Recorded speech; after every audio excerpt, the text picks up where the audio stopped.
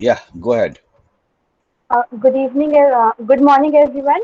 My name is Arishna Bharti, roll number 2073, and my topic is expansion and consolidation of Delhi Sultanate. First of all, my objective. First of all, I'm going to talk about the sources. Then I'll be talking about what exactly is expansion and consolidation. And then I will give a brief about the age of conflict. And then I'll talk about the Turkish conquest of northern India and the reasons for Turkish success. Like जो conference होता है उसका success क्यों हुआ था उसके बारे में मैं यहाँ पे एक्सप्लेन करूंगी okay and then expansion consolidation में मेनली हम खिलजी डायनेस्टी तक जाते हैं that is why I will be talking about Qutbuddin Aibak expansion consolidation Iltutmish Razia Sultan के बारे में एक थोड़ा सा brief and then Balban and Alauddin Khilji last so now my source what are the questions that can be asked from this topic? Okay. So first question, access the contributions of Iltutmish for the expansion and consolidation of the Delhi Sultanate. जितना मैंने analyse किया past question paper से I saw that Iltutmish से बहुत सारे questions आते हैं so make a point of that trace the second question, trace the expansion of the Delhi Sultanate in northern India under Alauddin Khilji. Critically examine the circumstances that facilitated the success of the Turks. What measures were adopted by Iltutmish and Balban for the consolidation of Delhi Sultanate? Make an estimate of Balban's contribution to the consolidation of Delhi Sultanate. So consolidation से related Balban के ही आएगा. And discuss the role of Iltutmish in the consolidation of the Delhi Sultanate in northern India. Now, the sources that are, first of all, primary sources, Tajul Masjid by Hassan Nizami, Fatawa-e Jahangir by Ziauddin Barani and ये बलबन के बारे में सबसे ज्यादा बताते हैं okay and then there Tabaqat-e Nasiri by Minhajul Siraj Tarikh Firoz Shahi by Firoz Shah Tughlaq and then Khairul Majalis by Nasiruddin Chirag Delhi secondary sources में I have got medieval India, the study of a civilization by Irfan Habib, comprehensive history of India, volume 5 by M. Habib and K. Nizami. Habib and Nizami. It's a very nice book. And then History of Medieval India by Satish Chandra. Contemporary sources में जो अभी recent books आई है उसमें है Twilight of the Sultanate by K.S. Lal, Muslim Civilization in India by S.M. Ikram, Emergence of the Delhi Sultanate by Sunil Kumar, and in Interpreting Medieval India, Early Medieval Delhi Sultanate in Region, Vipul Singh के द्वारा. And archaeological sources में we have got Quwwatul Islam, अढ़ाई दिन का झोपड़ा which was made by Qutbuddin Aibak, Qutub Minar and ये भी and then lastly coins जिसमें mainly हम Iltutmish में देखेंगे. So what exactly is expansion and consolidation? Normally when we hear expansion, mainly expansion, we think that it is a war, मतलब जहाँ पे भी war होता है ना military prowess use हो रहा है वहाँ पे expansion हो रहा है, but actually में नहीं होता है. अर्चना, Expansion and अर्चना आप काफी अच्छा, लेकिन आपकी आवाज थोड़ी सी डिस्टर्ब हो रही है, मतलब क्लियर नहीं है. तो am I अब audible? हाँ, ऑडिबल हैं आप, लेकिन थोड़ा सा डिस्कनेक्शन है. क्या आप लोगों को भी लग रहा है? एनीबडी, कोई भी? यस सर, बिट थोड़ा सा लाइक हेजीनेस है आवाज में हाँ, बिट. क्योंकि हम सब सुनना चाहते हैं, तो या तो आप वो ईयरफोन दूसरा वाला चेंज कर लीजिए.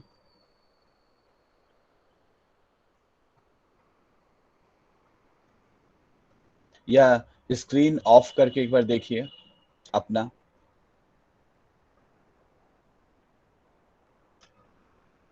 अर्चना, Yes, sir, just a minute, sir.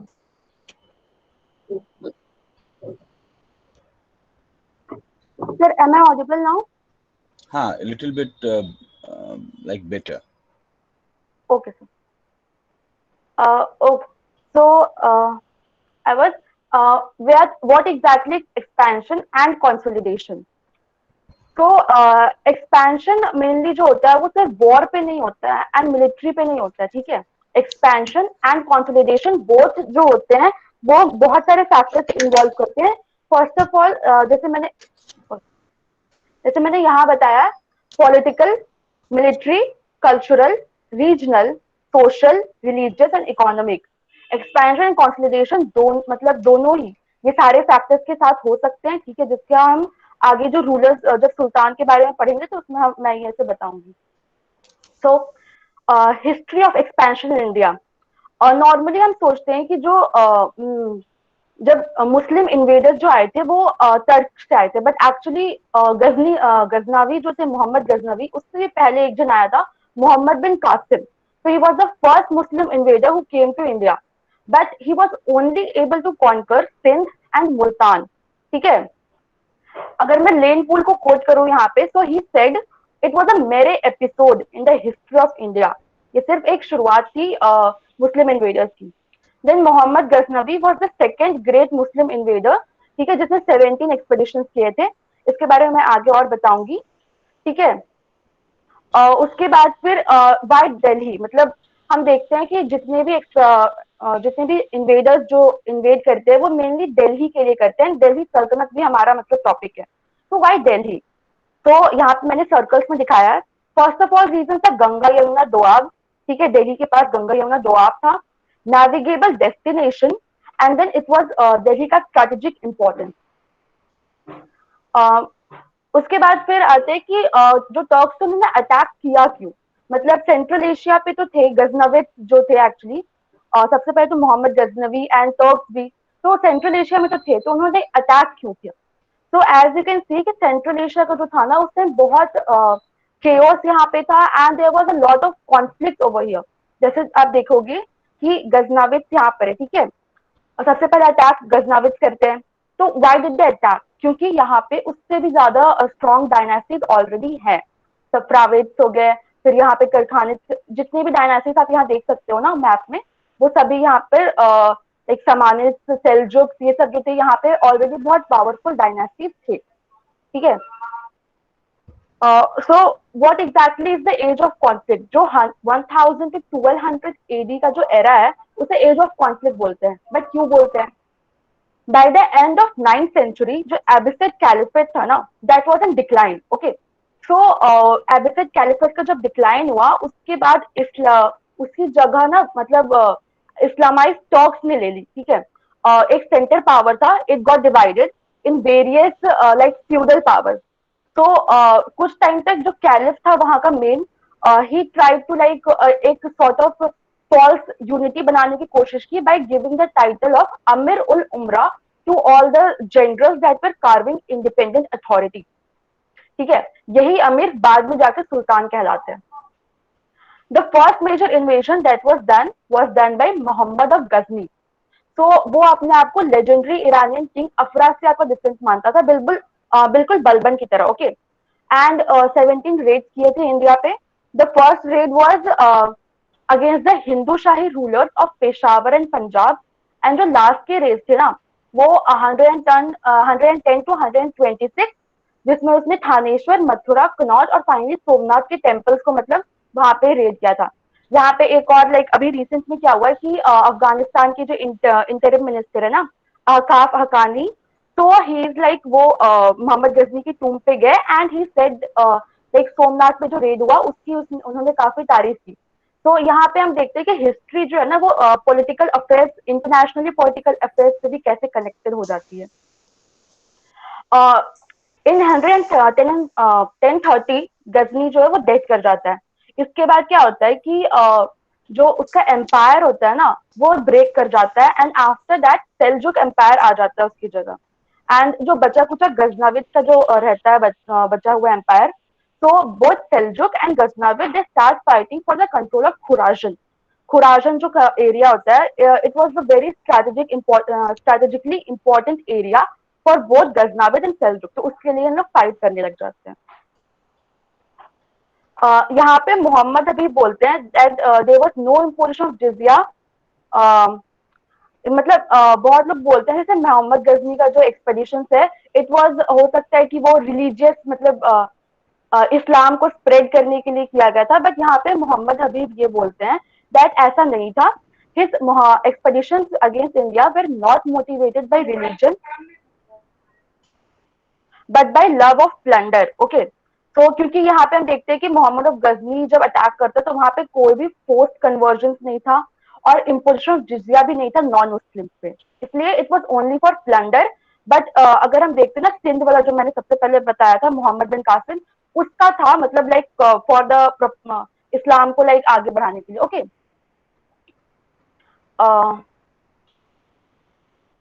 तो यहाँ पे हम देखते हैं गजनाविद एम्पायर जो है, ठीक है, इसने कहाँ तक पूरा यहाँ पे कंसोलिडेट किया अपना किया था, ठीक है।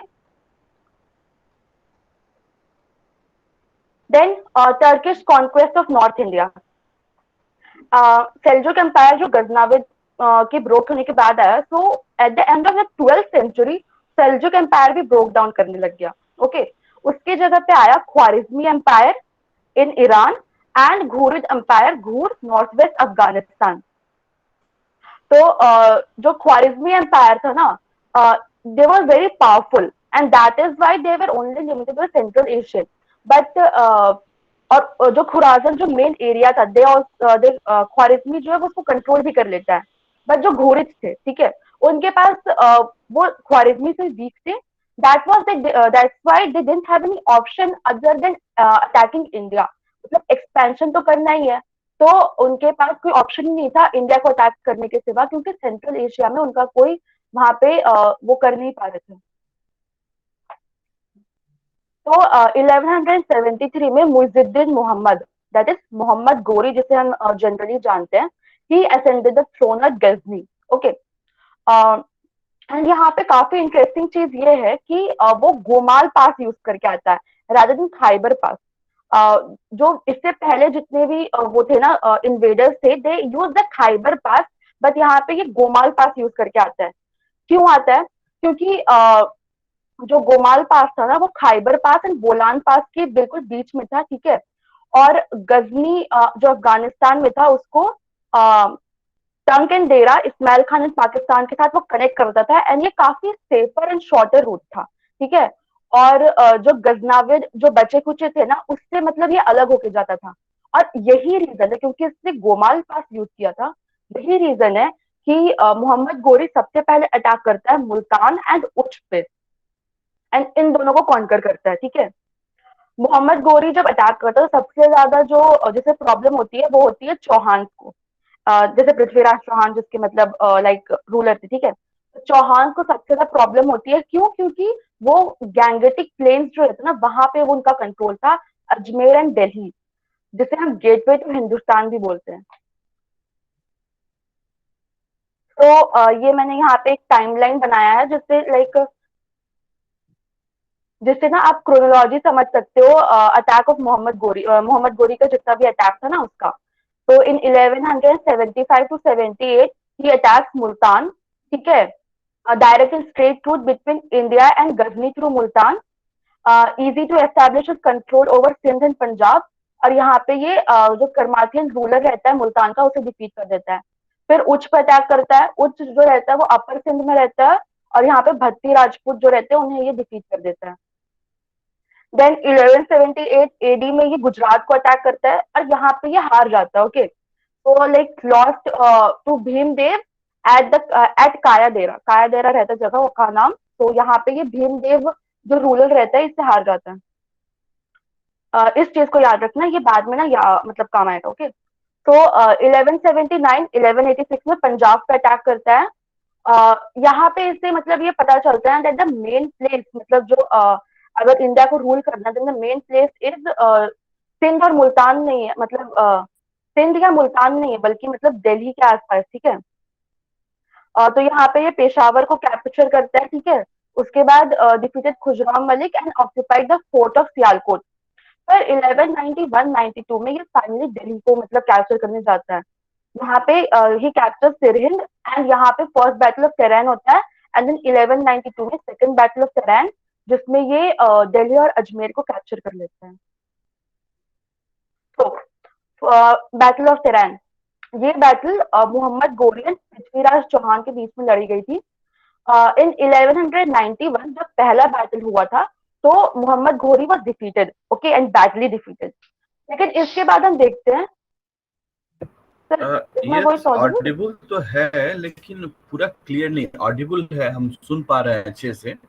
गो अहेड, क्योंकि प्रेजेंटेशन काफी बढ़िया है। चलिए, गो अहेड, कोई बात नहीं, चलिए कोशिश कीजिए। सर मैं सर नहीं, मैं ब्लूटूथ हटा देती हूँ। Yes, sir.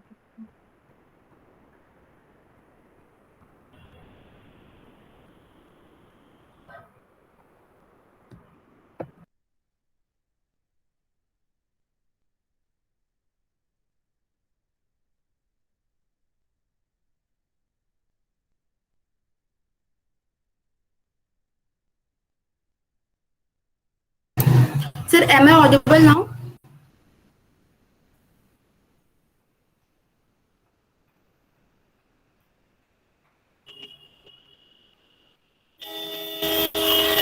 Sir, Yes, yes, go ahead. okay, sir. Go ahead. So पहला बैटल जो होता है वो 1191 में होता है, ठीक है, जिसमें घुरिद फोर्सेस जो होते हैं वो डिफीटेड हो जाते हैं, badly defeated, okay.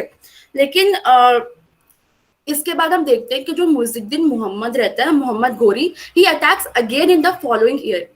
So why does he attack? मतलब पहला डिफीट इतना लाइक इतना बैडली डिफीटेड होने के बावजूद इतने कम टाइम के बाद वो कैसे अटैक कर लेता है? So Satish Chandra says here, little attempt was made by Prithviraj Chauhan to oust the Ghurids from the Punjab. Perhaps he felt that the Ghurid ruler would be content to rule over the Punjab. This gave Muizzuddin Muhammad time to regroup his forces and make another bid for India the following year. तो second battle लड़ते हैं ये 1192 में। यहाँ पे सतीश चंद्र फिर बताते हैं, he marched with 1,20,000 men, including a force of heavy cavalry fully equipped with steel coats and armor and 10,000 mounted archers. यहाँ पे फिरिश्ता भी बताते हैं कि जो राजपूत आर्मी रहती है ना, they consisted of 3,000 elephants, 300,000 cavalry and infantry, जो कि लाइकली एक एग्जैजरेशन है, इतना होता नहीं है, ठीक है।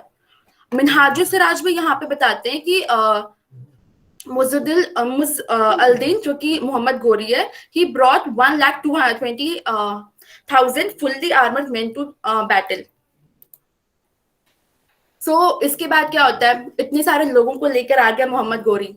So पृथ्वीराज ऑल्सो हेल्प मांगने लगा बाकी राजा से, ठीक है, like all the rajas of northern India. यहाँ पे जो जयचंद्र होता है ना, the ruler of Kannauj, he stays away from like this battle. तो ये क्यों रहता है? बिकॉज यहाँ पे एक फेमस स्टोरी है by Chand Bardai in is Prithviraj Raso, that Prithviraj abducted Sanyogita, Jaichandra daughters, ठीक है, उसके लाइक इसे उठा के लेके जाता है, बट एक्चुअली लाइक ये हिस्टोरियंस नहीं मानते हैं इस चीज को।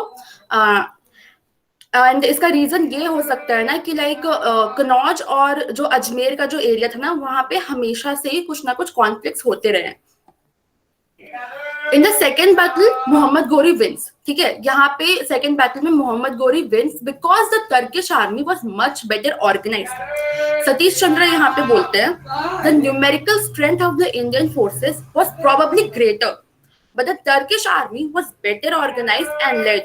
The battle was mainly a battle between cavalry. The superior organization skill and speed of movements of the Turkish cavalry and their mounted archers and heavy cavalry ultimately decided the issue. Hasan Nizami जो कि ताजुल मासीर जिन्होंने लिखा है, ठीक है, वो भी मोहम्मद गोरी का जो अजमेर में कॉन्क्वेस्ट है इसके बारे में बताते हैं कि the victorious army on the right and on the left departed towards Ajmer. When the crow-faced Hindus began to sound their white shells on the backs of the elephant, you would have said that a river of pitch was flowing impetuously down the face of a mountain of blue.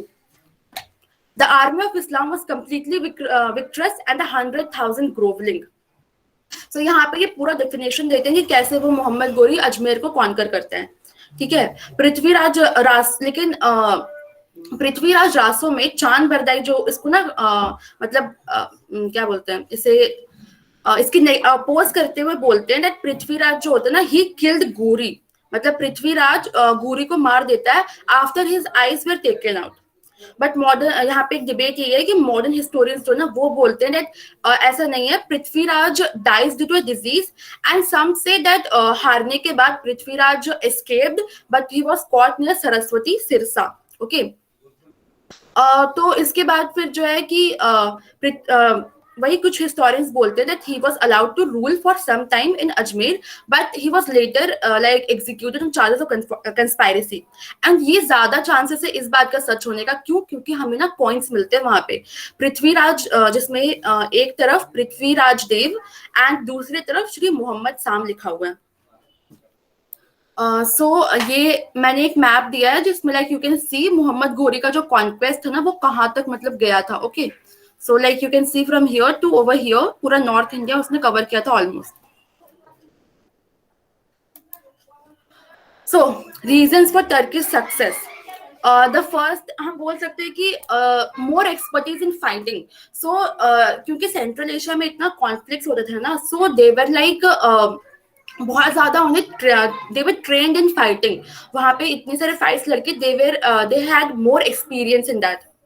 Second, Indians were pacifist, मतलब हाँ ठीक है, like they were not ambitious. Expansion किया कोई ambition नहीं था उनके पास, जैसा कि हम टर्किश रूलर्स में देखते हैं, ऑलमोस्ट सभी में देखते हैं कि एक्सपेंशन का कुछ ना कुछ एम्बिशन था. बट यहाँ पे क्या था कि जब वो ब्रेक होता है ना,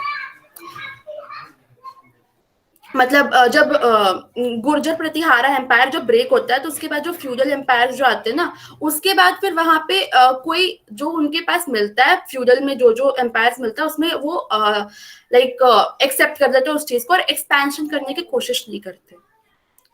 सो the third one is peculiar social structure created by Islam और द ज़ील ऑफ इस्लाम.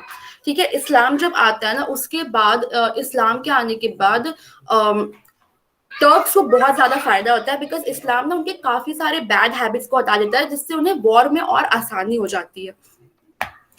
और उसके बाद है caste division in Hindu society. So like the Hindu society जो था ना वो बहुत डिवाइडेड था कास्ट में.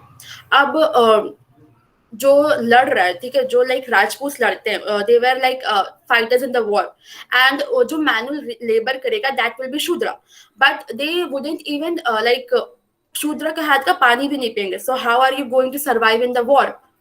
तो ये यहाँ पे कास्ट डिवीजन जो होते हैं ना इसकी वजह से काफी प्रॉब्लम्स होती है. फिर prevailing socio political system in India यही था कि सिर्फ ना राजपूत लड़ सकते थे और कोई नहीं लड़ सकता था. तो ये सोच और फ्यूडल नेचर था पूरा सब जगह का. सोशो पॉलिटिकल सिस्टम इंडिया का काफी उस टाइम खराब हो चुका था. फिर power of quick penetration, Turks के पास ना ये बहुत जल्दी like even if they were defeated then also काफी जल्दी बैक करने का उनके पास वो पावर था. ठीक है, क्योंकि उनका आर्मी काफी बड़ा रहता था. एंड हाँ वही, उसके बाद best breeds of horses. Horse का ना काफी अच्छा ब्रीड था, इतना कि मतलब सेंट्रल एशिया हमेशा से आई थिंक अपने हॉर्सेस के लिए फेमस रहा है. ओके, सो हॉर्स का काफी अच्छा ब्रीड था उनके पास.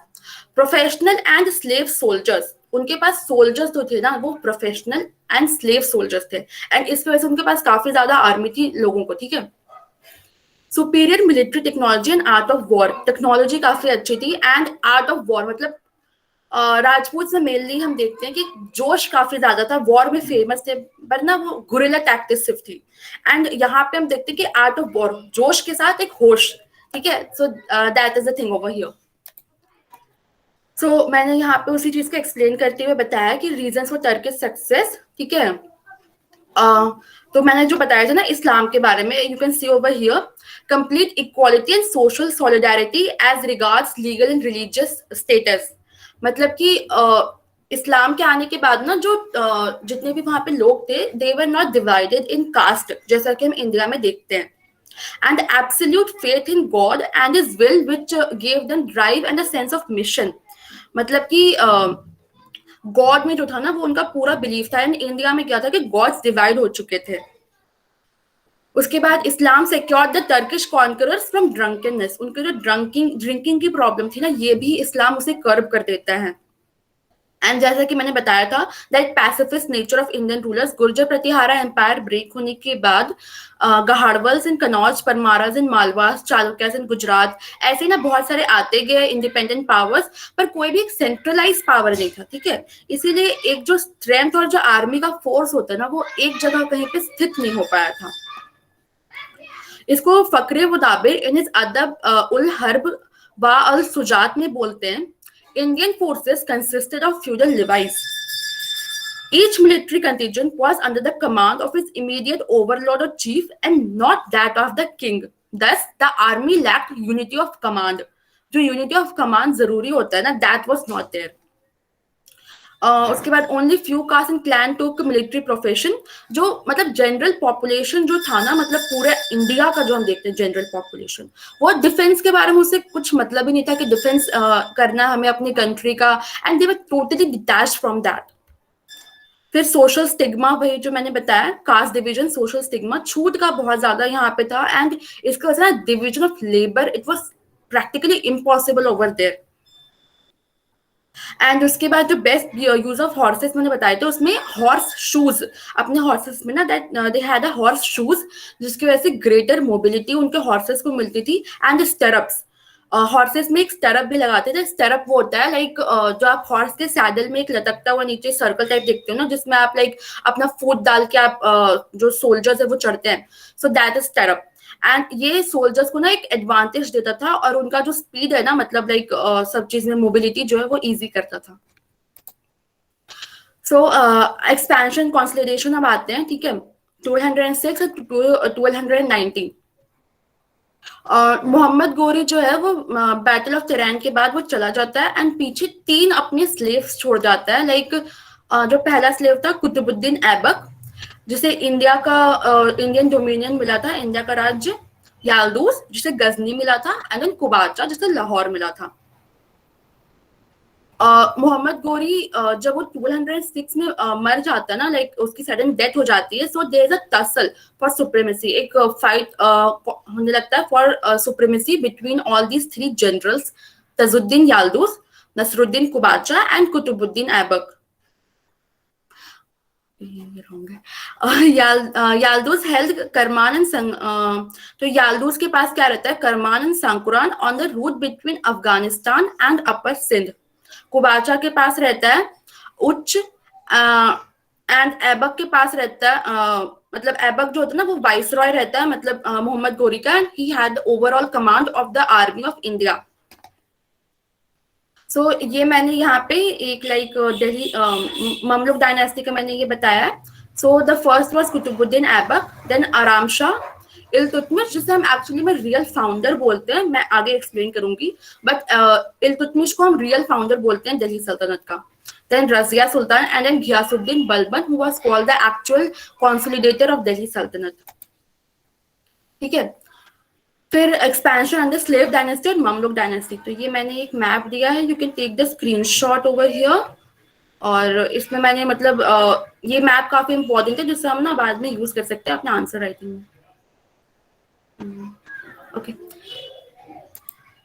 So the first is Qutbuddin Aibak, 1206 to 1210. First problems faced by Aibak. उसके सामने क्या प्रॉब्लम्स थी एक्सपेंशन कंसोलिडेशन से पहले. Ghurid empire after the death of Mohammad Ghuri वो ब्रेक कर गया था. एंड उसके ना फ्रैगमेंट्स निकल गए थे तजुद्दीन याल्दूस और कुबाचा के बीच. तजुद्दीन याल्दूस ज्यादा लाइक एम्बिशियस था and he wanted the claim to his master's Indian possessions, मतलब कि गजनी तो था इसके पास, but he wanted to control the entire India. Northern India में इंटरनल सिचुएशन जो थे वो भी काफी ज्यादा प्रॉब्लमेटिक हो गए थे. ठीक है.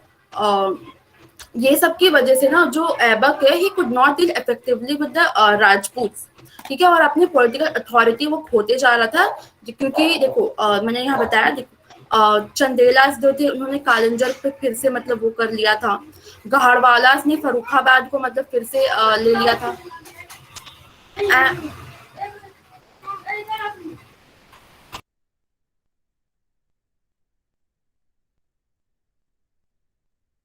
Sorry sir. नो इश्यूज होता है, चलिए कोई बात नहीं, गो अहेड. गहाड़वालास ने फारुखाबाद और बदौन को कैप्चर कर लिया था एंड परिहारास ने ग्वालियर को फिर से कैप्चर कर लिया था. ठीक है. यहाँ पे एक और चीज देखते हैं कि जो बाकी लोग थे ना, they started saying that Aibak के जो अचीवमेंट है, they were not that great as a monarch as they were as a viceroy. मतलब जो वाइसरॉय था मोहम्मद गोरी का, देन जो उसके अचीवमेंट थे वो ज्यादा बेटर थे. एंड वो एक सिविल एडमिनिस्ट्रेशन भी नहीं ला पाया था इंडिया में. ठीक है. बल्कि उस टाइम एडमिनिस्ट्रेशन कैसा था, प्योरली मिलिट्री, मतलब पूरा मिलिट्री एडमिनिस्ट्रेशन था. जो लोकल एडमिनिस्ट्रेशन था, इट वाज नेटिव ऑफिसर्स ही थे वहां पे, who were following traditional revenue rules, and capital और प्रोविंशियल एडमिनिस्ट्रेशन में मुस्लिम ऑफिसर्स वेर इन चार्ज. उसके बाद फिर हम देखते हैं कि डिबेट है यहाँ पे ऐबक की सॉवरेनिटी पर. ठीक है. After the conquest of Delhi in 1206 AD, Qutbuddin was formally invested with viceregal powers and promoted to the rank of Malik by Sultan Muhammad. ठीक है. कुतुबुद्दीन ने काफी ज्यादा लॉयल था मोहम्मद गोरी के. That is why he was promoted to the rank of Malik. And काफी लोग यहाँ बोलते हैं ना कि मोहम्मद गोरी ने इसीलिए मरने से पहले कुतुबुद्दीन को सारा इंडियन डोमेन दे दिया था. बट यहाँ पे एक डिबेट ये है, ताजुल मासीर में हसन निजामी के द्वारा जो लिखा गया उसमें बोलते हैं हसन निजामी कि Mohammad Ghori appointed Aibak as his representative in India after his victory at Tarain. Hassan Nizami also states that the Iyalat, that is governorship of Kuhram and Samana were entrusted to Aibak. यहीं पे फकरे मुदाबिर ये बोलते हैं कि मोहम्मद गोरी formally appointed Aibak as the viceroy of his Indian territories only in 1206 when he was returning to Ghazni after suppressing the Khokhar rebellion. Aibak was promoted to the rank of Malik and appointed heir apparent Wale Ahad of the Sultan Indian territories. लेकिन यहाँ पे सबसे अलग जाके के निजामी, खलील अहमद निजामी ये बोलते हैं कि सुल्तान Mohammad Ghori never appointed Aibak as his successor in India. The slave general acquired this position after the Sultan's death through the use of diplomacy and military power. Actually में यहाँ पे खलील अहमद निजामी ये भी बोलते हैं कि सुल्तान का जो अनएक्सपेक्टेड डेथ होता है ना, that left his 3 main slave generals Aibak, Tajuddin Yildiz, Nasiruddin Qabacha in positions of power. And ये तीनों जो वो आपस में फाइट करते हैं. And the sultan was extremely disappointed in his family and his chiefs. That is why वो सिर्फ अपने स्लेव्स पे ही भरोसा करता था और अपने सन से सक्सेसर्स को उसने हेयर अपैरेंट कहीं नहीं बनाया था. यहाँ पे मैंने एक माइंड मैप के थ्रू कुतुबुद्दीन ऐबक का जितना भी टैक्टिक्स था ना जो उसने एक्सपेंशन कंसोलिडेशन के लिए यूज किया था वो मैंने बताया है. सो सबसे पहले पॉलिटिकल टैक्टिक्स जिसमें उसने सब्जुगेशन पॉलिसी अपनाई थी. व्हेन पृथ्वीराज चौहान वाज जब उसकी डेथ हो गई थी, जब उसे एग्जीक्यूट कर दिया गया था, so after that son of Prithviraj Chauhan was made the ruler of Ajmer. And marriage ties में he married Yaldu's daughter and then married his daughter to Iltutmish and married his sister to Kubacha. फिर war tactics में हम देखते हैं बुंदेलखंड जिसमें he captures the fort of Kalinjar. Ghazni, जब Yalduz was ruling at Ghazni, Aibak cut all ties with Ghazni. Anhilwara जहाँ पे वो कॉन्क्वेस्ट करता है बट एनेक्सेशन नहीं करता और उसे सिर्फ एक अपना वासल स्टेट बना के रख लेता है. Anilwara is in Gujarat. Okay. And then diplomatic tactics जो वो बंगाल में यूज करता है. जब अली मर्दन खान, मैं ये सब एक्सप्लेन करूंगी, ही सॉट रेफ्यूजी, देन वो कोवाज रूमी खान एक डिप्लोमेट को भेज के वहां पे मतलब बंगाल को भी कैप्चर कर लेता है. उसके बाद उसका एक आता है Bakhtiyar Khilji. So expansion, Bakhtiyar Khilji was a general of Qutubuddin Aibak. तो उसके थ्रू वो बंगाल और बिहार का एक्सपेंशन करता है. This Bakhtiyar Khilji is the same one who destroyed Nalanda, Vikramshila and Udaipuri universities. उसके बाद फिर रिलीजियस कंसोलिडेशन में हम देख सकते हैं 2.5 दिन का झोपड़ा एंड कुव्वतुल इस्लाम. ठीक है. एंड देन सोशल कंसोलिडेशन में उसका लक बख्श का जो टाइटल था ना समवेयर, ये भी हम मतलब देख सकते हैं अपना. So expansion consolidation में the first 1192 में he takes control of Meerut and Baran. ठीक है. जहां से वो बाद में गढ़वाला किंगडम पे अटैक करता है. 1194 में फिर वो गढ़वाला किंगडम पे फाइनली सुल्तान मोहम्मद गोरी के साथ वो गढ़वाला किंगडम पे फाइनली अटैक करता है. ठीक है. यहाँ पे बैटल ऑफ चंदावर होता है. So like ये battle of Chandawar and that battle of Tarain, ये दोनों इंडिया का डिसाइडिंग बैटल होता है अगर हम टर्किश कॉन्क्वेस्ट के मतलब उसको सेंटर में रख के देखें तो. यहाँ पे जो रूलर रहता है Gahadavala king, Jaichandra, he gets defeated. उसके बाद 1197 में Aibak defeats the Chalukyas army, and यहाँ पे चालुक्य का जो कैपिटल रहता है अनिलवाड़ा, यहाँ पे वो भीम टू को डिफीट कर देते हैं। बट यहाँ पे क्या होता है कि it is like only a conquest of Gujarat, and यहाँ पे उसका एनेक्सेशन नहीं हो पाता, ठीक है।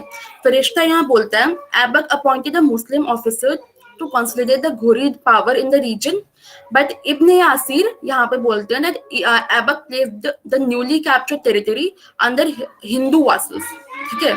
तो यहाँ पे एक डिबेट है ये।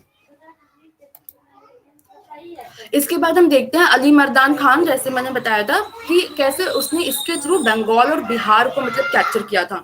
सो अली मर्दान खान वो यहाँ का रूलर था बंगाल और बिहार का, and he was dethroned and imprison by some Khalji nobles.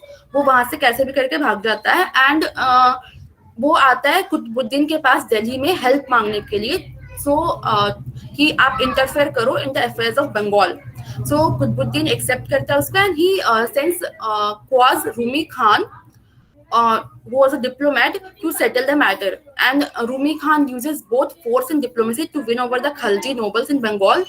और इसके बाद ना अली मर्दान को वहां पे गवर्नर बना देता है, एंड अली मर्दान यहाँ इसके बाद बंगाल जो है वो आ जाता है दिल्ली सल्तनत के अंदर।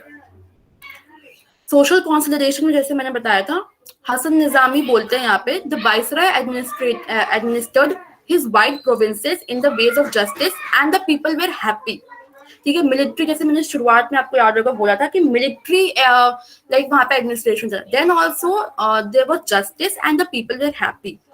The roads were freed from robbers, and the Hindus, both high and low, were treated with royal benignity, which however did not prevent the viceroy from making an immense number of slaves in his wars।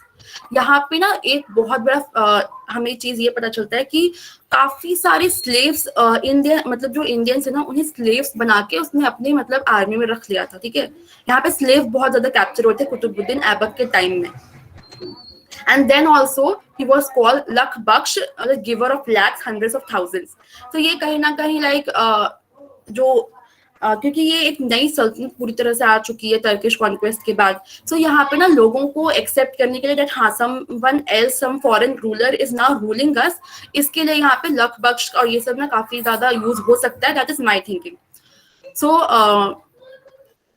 यहाँ पे अबुल फजल जो Mughal Chronicle होते हैं 16th century, ये मतलब इतना बाद आके भी लाइक इम्पैक्ट यहाँ पे हम देख सकते हैं कि Mohammad Ghori was said shedding innocent blood, but Aibak को ये अबुल फजल प्रेज करते हैं कि he achieve things good and great.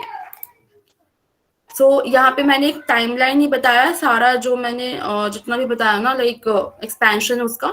So यहाँ पे 1192, 94, 95 जिसमें वो अलीगढ़ और रणथंबोर को मतलब कैप्चर करता है, 97 and 98 Badaun and conquest of Gujarat, 98 and 99 Kannauj, फिर 1202 टू 1203 जिसमें वो कालिंजर, महोबा और खाजुराहो को मतलब कैप्चर करता है, 1206 जिसमें उसे रैंक ऑफ मलिक मिलता है, एंड ये 25 जून 1206 को he becomes a sovereign of Ghurid empire, मतलब घुरिद एम्पायर उसके कंट्रोल में आ जाती है पूरी इंडिया। 25 जून 1206। अब expansion consolidation under Iltutmish 1211 to 1236। So first problem faced by Iltutmish. Iltutmish had no hereditary claim to the throne, मतलब वो पूरी तरह से उससे अलग था, ठीक है। There was no hereditary claim, and Qutubuddin Aibak के बाद जो आराम शाह आया था ना, सो लाइक उसके जो सपोर्टर्स थे, ऑल द टर्किश अमीर्स जो नोबल्स उस टाइम थे उस दिल्ली के, so they were unwilling to accept his authority. Iltutmish के पास काफी पावरफुल राइवल्स भी थे, तजुद्दीन याल्दूद और नसरुद्दीन कुबाचा, जो ऐबक की डेथ अचानक से हो जाती ना पोलो खेलते हुए। सो लाइक उसके बाद जो तजुद्दीन याल्दूद एंड कुबाचा है ना, उसका पावर और बढ़ जाता है। Yalduz was the ruler of Ghazni, और जैसे मैंने बताया ही वाज वेरी एम्बिशियस और उसे इंडिया का डोमेन चाहिए था। कुबाचा सिंध और मुल्तान उसके पास थे, एंड उसे पंजाब भी चाहिए था। उसके बाद तीसरा प्रॉब्लम इल्तुतमिश के सामने था कि जो राजपूत चीफ थे जिसे मोहम्मद गोरी और ऐबक ने सब्जुगेट कर दिया था, दे वर बिकमिंग रिबेलियस, ठीक है। जलौर, रांथम्बोर, अजमेर, ग्वालियर, दोआब, ये सब ना रिबेलियस होते जा रहे थे और रिब्यूक कर रहे थे टर्क्स के खिलाफ। उसके बाद जो खिलजी गवर्नर ऑफ बंगाल था अली मर्दान, जिसे मतलब वो डिप्लोमेसी के थ्रू कॉन्क्वर करता है ऐबक, वो भी अब अपना इंडिपेंडेंस दिखा रहा था, ठीक है। एंड पर्सनल डिफिकल्टीज भी थी इल्तुतमिश के सामने कि he was a slave of a slave, ठीक है। सो जो फ्री बॉर्न टर्क्स थे ना, they considered it humiliating to submit to him. Iltutmish को हम एक्चुअली में रियल फाउंडर बोलते हैं दिल्ली सल्तनत का। इसमें डॉक्टर आरपी त्रिपाठी, जिसे यहाँ बोलते हैं, Qutubuddin cannot be regarded ever as sovereign ruler of Muslim India because no coins of his name are available, and his name is conspicuous by its absence in the list of kings prepared by Ibn Battuta and in that prepared by Firoz Shah Tughlaq for Khutbah. उसके बाद ये further observe करते हैं that the history of Muslim sovereignty in India begins properly speaking with Iltutmish. तो यहाँ पे लेन पुल भी यही बोलते हैं, प्रोफेसर के निजामी यहाँ पे बोलते हैं it was he who gave the country a capital Delhi and independent state, a monarchial form of government and a governing class. तो ये सब तो कंटेम्प्रेरी हो गया। एंड उस टाइम के राइटर का अगर हम देखें तो Minhajul Siraj he says never has a sovereign so virtuous, kind-hearted and revered towards the learned and the divine sat upon the throne. So यहाँ पे मैंने एक और माइंड मैप दिया हुआ है इल्तुतमिश को लेके कि कैसे उसने सबसे पहले इनर प्रॉब्लम्स को कंसोलिडेट किया, suppression of Turkish and Hindu chiefs जो थे दिल्ली, बदौन, अवध, वाराणसी और तराई में जितने भी जो रिबेलियंस हो रहे थे उसको सप्रेस किया। फिर उसकी डिफेंसिव पॉलिसी, रॉयल सिग्निया जो रहता है याल्दूस का, ये उसने कैसे किया। फिर वॉर टैक्टिक्स, रिलीजियस कंसोलिडेशन जिसमें वो डायलॉग विद नजमुद्दीन औलिया और फिर पेट्रोनाइज इंटेलेक्चुअल्स उसमें रहता है। पॉलिटिकल टैक्टिक, लाहौर से दिल्ली वो कैपिटल शिफ्ट करता है। Administrative consolidation, suppression of internal rebellions जिसमें वो राजपूत को सप्रेस करता है। एंड देन डिप्लोमेटिक टैक्टिक से मैं यहाँ पे एक्सप्लेन करूंगी। एक्सपेंशन एंड कंसोलिडेशन में सबसे पहले वो क्या करता है कि जो दिल्ली एंड दोआब का जो रीजन है ना उससे वो कंसोलिडेट करता है, ठीक है। So he suppresses all the Turkish and Hindu chiefs of Delhi, Badaun, Awadh, Varanasi and Terai and forces them like to accept his sovereignty, कि मुझे सुल्तान मतलब एक्सेप्ट करो। उसके बाद suppression of Yaldus, the security of the north west frontier was important, इसीलिए और जो याल्दूस था ना ही वाज लाइक इसीलिए याल्दूस और कुबाचे को सप्रेस करना बहुत ज्यादा जरूरी था इल्तुतमिश के लिए। सो इल्तुतमिश क्या करता है इस टाइम, डिप्लोमेटिकली और श्रीवदली ही रिकॉग्नाइजेस द ओवरलॉर्डशिप ऑफ याल्दूस। यहाँ पे इसका हम टैक्टिक बहुत इंटेलिजेंटली देखते हैं कि वो उस कुछ टाइम के लिए याल्दूस को एक्सेप्ट कर लेता है, ठीक है। Accepts his from him the royal insignia in the form of canopy and mace, and इसके बाद ये इसके वैसल में आ जाता है। इसी तरह याल्दूस जो है वो तो भाई मैंने इल्तुतमिश को अब कंट्रोल कर लिया, अब मैं कुबाचा को भी करूंगा। सो कुबाचा को कंट्रोल करने के लिए ही इन्वेड्स पंजाब एंड उसके बाद लाहौर को ऑक्यूपाई कर लेता है।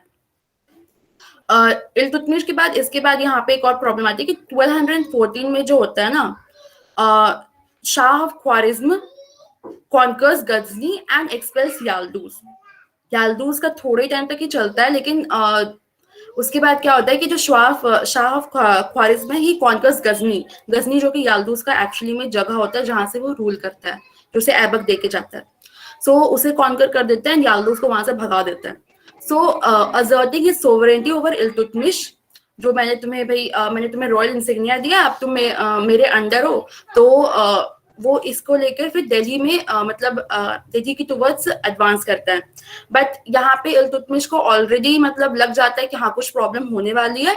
So he likes prepare a strong and powerful army, और याल्दूस को लाइक उसके अगेंस्ट खड़ा हो जाता है and he inflicts a crushing defeat on Yaldus in the plains of Tarain. इसके बाद Yaldus was sent as a prisoner to Badaun, जहाँ पे वो या तो मर जाता है या आइदर ही वाज किल्ड, ये कोई मतलब अभी फिक्स नहीं है। उसके बाद डिफीट ऑफ कुबाचा, ऐसे ना आफ्टर डिफीट ऑफ याल्दूस, कुबाचा जो है वो लाहौर को मतलब ऑक्यूपाई रीऑक्यूपाई करने के लिए जाता है, ठीक है। और बाहर बाहर में जो दिखाता है आई एक्सेप्ट द सजरेंटी और the sovereignty of Iltutmish, but in the secretly वो उसके खिलाफ स्कीम करते रहता है। सो इन 1217 इल्तुतमिश सेंड्स एन आर्मी, और फिर वहां पे वो उसे कॉन्कर कर लेता है और अपने एल्डेस्ट सन नसरुद्दीन मोहम्मद को वहां का गवर्नर बना देता है।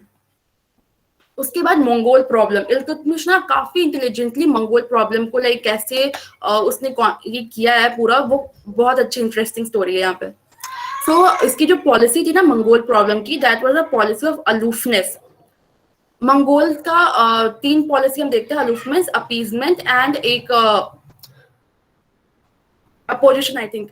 सो ये 3 पॉलिसी मेनली हम पूरे दिल्ली सल्तनत वाले में देखते हैं, ठीक है। सो पहला यहाँ पे अलूफनेस पॉलिसी है। सो 1221 AD में क्या होता है कि जो ख्वारिज़मी एम्पायर है ना, वो जंगीज खान उसे ब्रेक कर देता है, और उसका जो क्राउन प्रिंस रहता है जलाउद्दीन मंगबरनी, ये फिर इंडिया आता है मतलब शेल्टर लेने के लिए, ठीक है।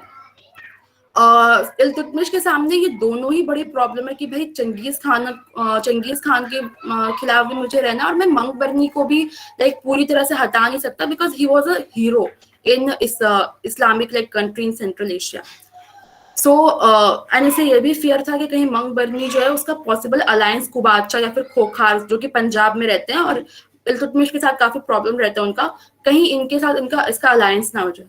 बट यहाँ पे हम देखते हैं कि कुबाचा और मंगबरनी जो रहते हैं ना, वो पॉलिटिकल लाइक डोमिनियन के लिए आपस में लड़ने लग जाते हैं, एंड खोखार्स के साथ मंगबरनी का अलायंस हो जाता है, एंड खोखार्स को यूज करते हुए मंगबरनी जो है वो कुबाचा को मतलब हटा देता है, एंड उसके बाद फिर वहां पे अपना रूल ले आता है। यहाँ पे अता मल्क जुवैनी इन हिज तारीख-ए-जहान गुशा कहते हैं, Iltutmish smelt danger from Mangbarni who might gain an ascendancy over him and involve him in ruin. So Iltutmish का हम एक और यहाँ पे देखते हैं कि like he was very aware of the weakness of the Sultanate अभी तक पूरी तरह से मतलब अपना स्थान जो है वो लाइक दिल्ली में फिट नहीं कर पाया है, एंड ही न्यू दैट इतना अच्छा ruler, and he knew that. So like these factors compelled Iltutmish to follow the policy of aloofness. ये अलूफनेस पॉलिसी क्या था? चंगेज खान जो है ना, he sends an envoy to Iltutmish court, ठीक है। और हम ये देखते हैं कि जब तक Changez Khan was alive, Iltutmish did not adopt an expansionist policy in the north west region. Expansion उसने किया था, बट नॉर्थ वेस्ट रीजन के आसपास वो नहीं गया था because Changez Khan was there. So और इसने पॉलिटिकल अलायंस भी मतलब ख्वारिज़मी प्रिंस जो था मंगबरनी उसके साथ कभी नहीं किया, जस्ट बिकॉज चंगेज खान की वजह से। सो जो एनुअल मल्क एक नाम का एनवॉय ये मंगबरनी भेजता है, ठीक है, प्रिंस जो रहता है, to Iltutmish court to request for asylum, but Iltutmish उसे डिनाई कर देता है और उसे मतलब बोलता है कि अभी the climate is not congenial in India for a stay, और फिर उसे सीक्रेटली मार देता है एनवॉय को, ठीक है। सो ये वाइज पॉलिसी जो रहती है ना इल्तुतमिश की, ये काफी इंपॉर्टेंट फैक्टर होता है कि मंगोल से मतलब दिल्ली को उस टाइम वो कैसे बचाता है। दिल्ली उस टाइम काफी फीबल एंड डिसऑर्गेनाइज थी। तो यहाँ पे हम देखते हैं ना, इसीलिए चंगेज खान भी रहता है, उसका कोई मतलब वो और अटैक नहीं करते हैं इंडिया पे मतलब आगे जाके, and he just returns to Afghanistan. फिर नेक्स्ट इंपॉर्टेंट था इल्तुतमिश का कॉन्क्वेस्ट ऑफ पंजाब, जहाँ पे खोखार्स ऑफ द पंजाब के साथ उसका ज्यादा प्रॉब्लम था। सो ही लाइक्स और ये खोखार्स ने मंगबरनी को भी सपोर्ट किया। फिर सैफुद्दीन करलुक जो कि मतलब चाहता था कि मंगबरनी जो है ना वो वेस्टर्न पंजाब को लाइक वहां पे कॉन्कर करे, वहां पे उसका रूल हो, इसको भी ये सपोर्ट करते थे खोखार्स। तो इनका काफी ज्यादा प्रॉब्लम था इल्तुतमिश के साथ। सो ये क्या करता है, वहां पे जाता है वहां पे उनका एरिया पे, और सियालकोट, जलंधर एंड नंदन को वहां पे कैप्चर कर लेता है। वहां पे अपने फोर्ट्स ही गैरिसन कर लेता है with the Turkish and Afghan soldiers, जिसे खोखार विलेजेस और जागीर्स मिलते हैं, एंड वहां पे अपना मतलब पूरा एरिया जो है वो कॉन्क्वेस्ट कर लेता है। Then there was restoration of Bengal. Ali Mardan Khan जिसके बारे में मैंने बताया था, उसके बाद ये सारा कॉन्कर करने के बाद he comes to this. And Iltutmish he was like उसे बिल्कुल भी टॉलरेट नहीं कर पा रहा था ये that there was an existence of an independent ruler in a province which had originally been a part of Delhi Sultanat. तो इसके लिए उसने क्या किया, 1225 को वो जाता है वहां पे, ठीक है। लाइक अली मर्दान जो है वो अपने आप को जब रूलर घोषित करते हैं ना बंगाल का, उसके बाद ही वाज अ टायरेंट, तो उसे बंगाल पीपल वहां पे रिवोल्ट में उठ जाते हैं और फिर उसे मार देते हैं। एंड उसके बाद जो आता है ना सुल्तान घियासुद्दीन, ये कैप्चर करता है थ्रोन ऑफ बंगाल को, और ये मतलब वहां पे जो आसपास के नेबरिंग स्टेट्स, हिंदू स्टेट्स रहते हैं, वहां पे भी अपना ट्रिब्यूट मतलब उन सबको भी अपना अंदर लाने की कोशिश करते हैं। तो इसी के खिलाफ, घियासुद्दीन के खिलाफ 1225 में Iltutmish goes on like war, and then जो मतलब फिर मान जाता है कि ठीक है मैं आपका सोवरेनिटी एक्सेप्ट करता हूँ, I accept defeat. And then ये सब अरेंजमेंट करके एनुअल ट्रिब्यूट देने का मतलब वो लाइक बोलता है that I will pay annual tribute to you, ये बोल के इल्तुतमिश इसे सेटिस्फाइड हो जाता है, and then he returns to Delhi. और यहाँ पे अलाउद्दीन जनी इसे गवर्नर ऑफ बिहार बना देता है, ठीक है।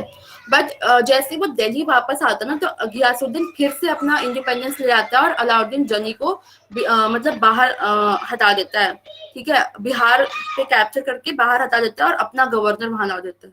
इसके बाद इल्तुतमिश मतलब एकदम पीछे पड़ जाता है, तो इल्तुतमिश सबसे पहले अपने बेटे को भेजता है, नसरुद्दीन मोहम्मद, जो गवर्नर ऑफ अवध रहता है, ठीक है। उसके बाद नसरुद्दीन लखनौती को कैप्चर करता है, ठीक है, डिफीज घियासुद्दीन। ये मतलब उसके बाद फिर following the premature death of Mohammad, the affairs of Bengal, जब लाइक नसरुद्दीन मोहम्मद कैप्चर करता है ना इसे लखनौती को, बंगाल को, तो मोहम्मद का डेथ हो जाता है। इसके बाद फिर ये पूरा मतलब कंफ्यूजन में और रिवोल्ट्स होने लग जाते हैं, सारे पीपल रिवोल्ट करने लग जाते हैं। तो फिर से इल्तुतमिश एक सेकंड एक्सपेडिशन करता है 1230, जहां पे वो लास्ट में अलाउद्दीन जनी को बंगाल का गवर्नर बनाता है और ये इसके कंट्रोल में आ जाता है। Then there is suppression of Rajput, क्योंकि इल्तुतमिश के टाइम जो राजपूत थे ना, दे वर बहुत ज्यादा रिवोल्ट कर रहे थे। तो सबसे पहले वो दोआब और अवध में जो हिंदू चीफ्स थे उन्हें सप्रेस करता है। उसके बाद फिर वो जाता है 1226 से स्टार्ट करता है, मतलब 1226 से स्टार्ट करता है सप्रेशन। सबसे पहले 1226 में रणथंबोर और Mandu which was the capital of the Paramara, इसे कैप्चर करता है। फिर 1230 टू 1231 वो कैप्चर करता है जलौर, अजमेर, बयान, तहानगढ़ एंड सांभर। उसके 1231 में ग्वालियर। फिर 1233 में चंदेलास को कॉन्कर करने के लिए वो कालिंजर जाता है, पर यहाँ पे वो लॉस्ट हो जाता, मतलब हार जाता है, ठीक है। एंड देन 1234-35 में वो भिलसा एंड उज्जैन में जाता है कॉन्कर करने के लिए, बट यहाँ पे भी वो हार जाता है। अब इल्तुतमिश की ना एडमिनिस्ट्रेटिव पॉलिसी देखते हैं कि उसने क्या क्या, मतलब ये तो एक्सपेंशन हो गया, ठीक है, बट कंसोलिडेशन के लिए उसने क्या क्या किया था। सो सबसे पहला उसने कंसोलिडेशन के लिए तुर्कानी चहलगानी, ठीक है, कॉर्प्स ऑफ 40 और ग्रुप ऑफ 40 जिसे हम बोलते हैं, इसका मतलब उसने लाइक बेस खड़ा किया था, ठीक है। He Iltutmish realise that the need to put the status and dignity of the sovereign beyond anybody's challenge, as the Qutb and other nobles were unwilling, मतलब जितने भी nobles थे ना, they were unwilling to accept his overlordship. So Iltutmish ने क्या किया कि obedience पाने के लिए इसने जितने भी ऑफिसर्स थे ना, उसमें हाई ऑफिसर्स में सब जगह सिर्फ अपने फेवरेट्स को डाल दिया। And this group of 40 they came to be known as Turkani Chahalgani. And ये ना बलबन के टाइम तक ये पूरा चलता है, बलबन लास्ट में जाके इसे लाइक खत्म करता है, ठीक है। एंड ये काफी पूरे दिल्ली सल्तनत में ना काफी बड़ा फैक्टर प्ले करता है ये कॉर्प्स ऑफ 40। उसके बाद नेक्स्ट हम देखते हैं administration of justice. So Iltutmish was famous for dispensing justice promptly and impartially. इसके लिए इब्न बतूता जब वो आता है India, so he says, Ibn Battuta मतलब मोहम्मद बिन तुगलक के टाइम आता है। Can you understand, Mohammad bin Tughlaq and उसका इम्पैक्ट, इल्तुतमिश का इम्पैक्ट उस टाइम भी तक भी हम देखते हैं। यहाँ पे ये रिकॉर्ड करते हैं that Iltutmish fixed 2 statues of lions on the gate of imperial palace. Hanging chains were attached with them, and on the other end of the chains, a bell was fixed. As soon as a aggrieved person reached the spot, he pulled the chain which made the bell ringing. The act was sufficient to draw the attention of the relevant authorities to the person concerned. However, this practice of pulling the chain, ये सिर्फ it was only confined to the night, ठीक है? And daytime में क्या करता था? जिस भी पर्सन को प्रॉब्लम होता था, they use to like wave a coloured garment which was mainly in red I guess, तो उससे वो वेव कर देते to catch the attention of the concerned authorities and there was a prompt redressal. मतलब जैसे कोई भी ग्रीवेंसेस आता था ना अथॉरिटीज के पास, तुरंत ही उसका लाइक आंसर किया जाता था. यहाँ पे ये होता है पॉलिटिकल कंसोलिडेशन. ओके, ये होता है पॉलिटिकल कंसोलिडेशन. इसके लिए उसने एक और चीज क्या किया था कि हर एक टाउन, इंपॉर्टेंट टाउन में उसने अमीरात को अपॉइंट किया था and imperial city of Delhi में ना बहुत सारे काजीज थे, सो दैट जस्टिस जो है ना वो तुरंत मतलब ये हो जाए. ये हम आज की मतलब जो हमारा जस्टिस सिस्टम है इसमें भी हम देख सकते हैं कि मतलब अप्लाई कर सकते हैं, बिकॉज देयर आर लाइक जजेस की बहुत कमी है हाई सुप्रीम कोर्ट में. तो ये हम देख सकते हैं कि कैसे इल्तुतमिश ने यहाँ पे ये फंडा अपनाया था. देन उसने क्या कहते हैं एक न्यू करेंसी का लाइक न्यू करेंसी को इंट्रोड्यूस किया था which was called the tanka. Tanka जिसे हम बोलते हैं silver coin, and then jital copper coin. ठीक है, द टनका वेड 175 ग्रेन्स, उसका ये था, and it had an Arabic inscription on it. ये क्यों किया गया था पता है? क्योंकि जो जितने भी हिंदू रूलर्स जो रिवोल्ट कर रहे थे और हिंदू जो पहले रूल करते थे उन सबको रिप्लेस करने के लिए और अपना एक कंसोलिडेशन करने के लिए दिल्ली में, उसके लिए टनका को इंट्रोड्यूस किया था. ये होता है economic consolidation. The issue of Tanka was both in gold and silver, and ये दिखाया था that the Delhi Sultanate was stable and it was continuous. अब मतलब अब दिल्ली सल्तनत स्टेबल होते जा रहा है. यहाँ पे नेल्सन राइट ये रिमार्क करते हैं, the reign of Iltutmish stands out as a landmark in the coinage of Delhi Sultanate, was a great monarch that he established the silver tanka and the jital on the firm footing was in itself a remarkable achievement. उतना like internal conflict और external conflict होने के बावजूद वो एक नया currency ला देता है. It was a very remarkable achievement. Next, acquisition of the letter of investiture. In order to justify his claim to the throne of Delhi, Iltutmish secured the letter of investiture. मतलब I am the king of ruler of Delhi. इसके लिए ना वो investiture letter जो रहता है वो Abbasid caliph of Baghdad अल मुस्तानसिर बिल्ला इससे ले लेता है. ठीक है, एंड यहाँ पे उसे ये मिल जाता है टाइटल अमीर उल Momen, commander of the फेथफुल्स. And ये क्यों करता है? क्योंकि जो इल्तुतमिश था ही was a slave of a slave. ठीक है, तो इसको मतलब हटाने के लिए, इस स्टिग्मा को हटाने के लिए ये लाइक पॉलिसी वो अपनाता है. सो यहाँ पे प्रोफेसर एसआर शर्मा कहते हैं, it is for this reason that Iltutmish has been considered as the real founder of the Muslim kingdom of Delhi, though it is too much of an exaggeration to call him the greatest of all slave kings. ठीक है, तो यहाँ पे हम देखते हैं कि एक प्रॉपर कंसोलिडेशन, प्रॉपर सोवरेनिटी का जो है वो इल्तुतमिश से स्टार्ट होता है. Introduction of the iqtadari system. Iltutmish जो होता है he was the first person to introduce the iqtadari system.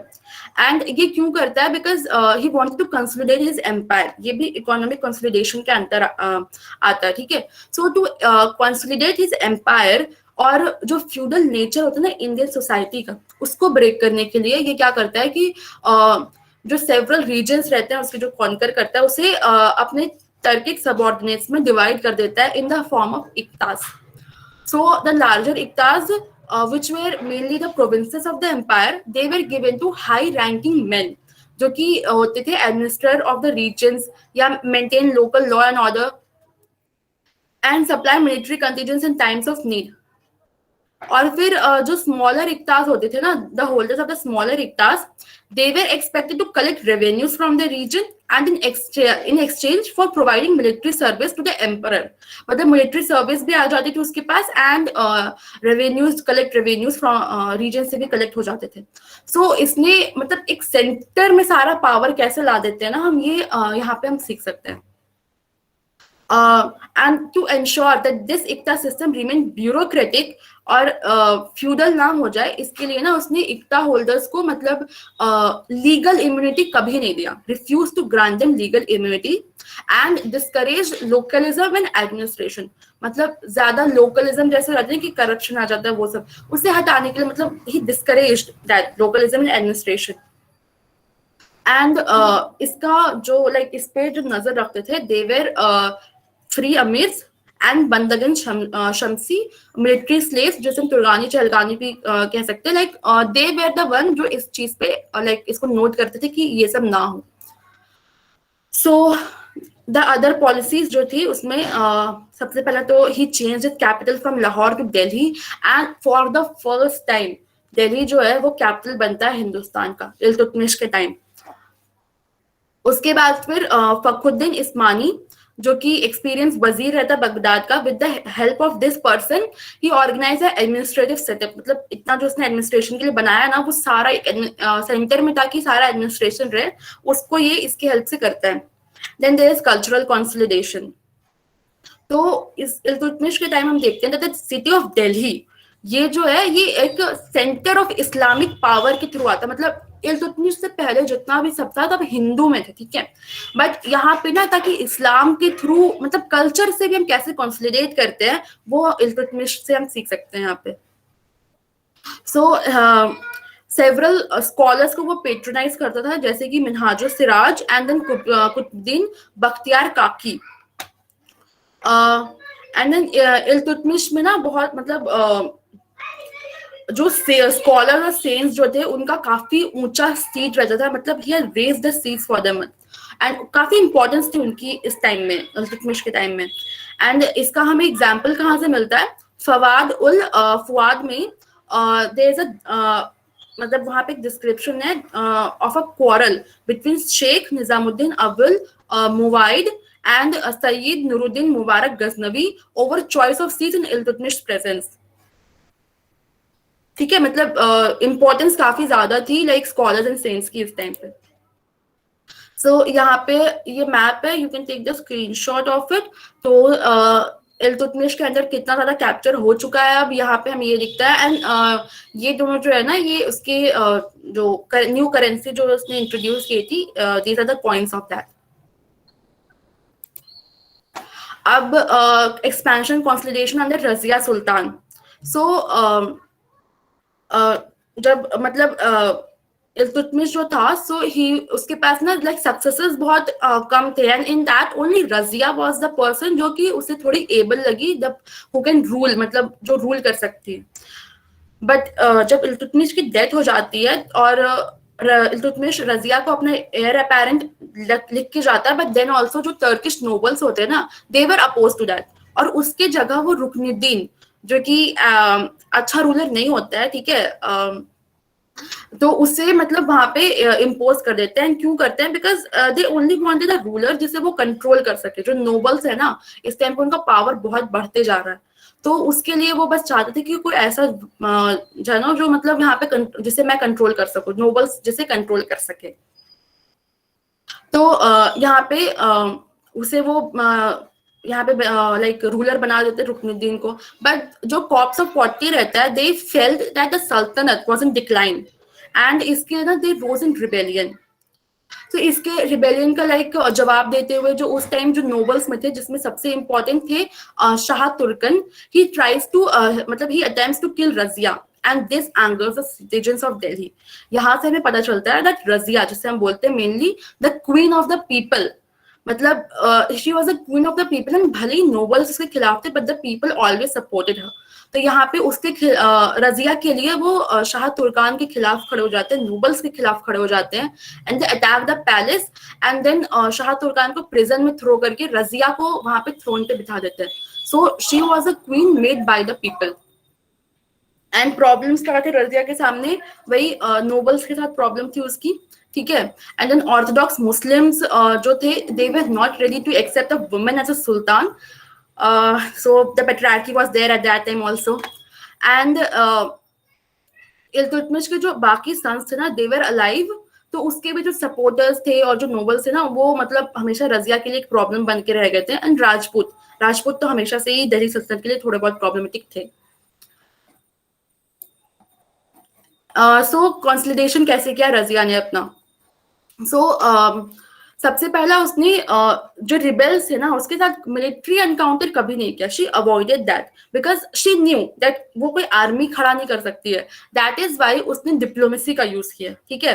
And diplomacy and strategy को यूज करते हुए she entered into secret alliance with Salari and Kabir Khan.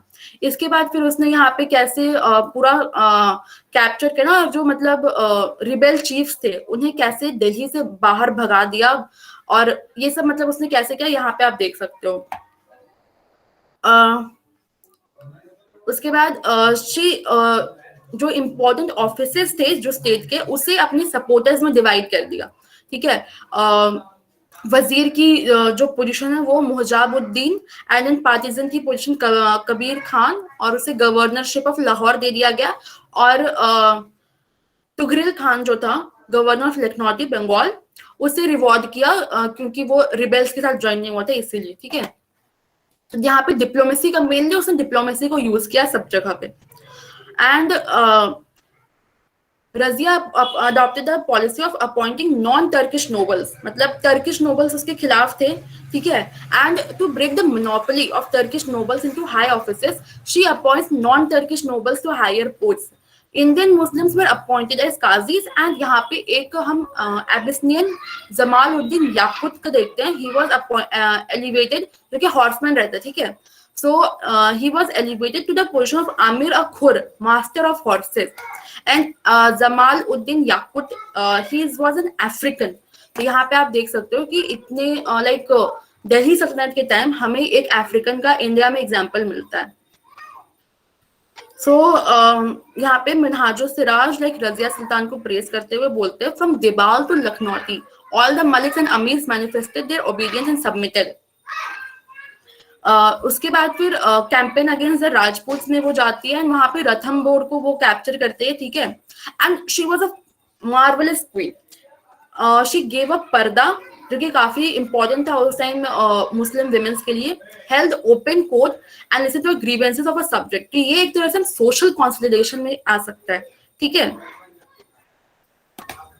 उसके बाद फिर टर्किश नोबल्स, बट वही है ना कि आप अगर नोबल्स के खिलाफ जाके कर रहे हो तो कुछ हो नहीं सकता है। So Turkish nobles they like rose up against her. And क्योंकि उसने जो नॉन टर्किश नोबल्स थे और स्पेशली याकुत, इसके खिलाफ उन्हें वो पसंद नहीं आया। So like they rose up against the conspiracy उसके खिलाफ की। And the leader of this conspiracy was Aitigin, who was the amir hajib, queen's Chamberlin का जो मतलब था। एंड देन बाकी लोग जो कंस्पायरेसी के मेंबर थे वो यहाँ पे आप देख सकते हो। So they like rose up against and then they killed Razia Sultan. उसके बाद रजिया के बाद हम देखते हैं कि रजिया के बाद बलबन का मेनली हम देखते हैं। उसके बाद और भी रूलर्स आते हैं दो, लेकिन मेन जो कंसोलिडेशन होता है ना वो बलबन के टाइम से स्टार्ट होता है। बलबन के लिए क्या है कि इल्तुतमिश के डेथ के बाद से, मतलब रजिया के आने से पहले इल्तुतमिश के डेथ के बाद से काफी ज्यादा फैक्शनलिज्म हो गया था। मतलब सब फैक्शंस में डिवाइड हो गए थे पूरा दिल्ली सल्तनत। तो यहाँ पे Balban was the part of the Turkani Chahalgani, ठीक है। एंड जियाउद्दीन बर्नी, ये जो पूरा जो ये टाइम था ना इल्तुतमिश के डेथ के बाद से बलबन के आने के टाइम तक, इसके बारे में जियाउद्दीन बर्नी बोलते हैं।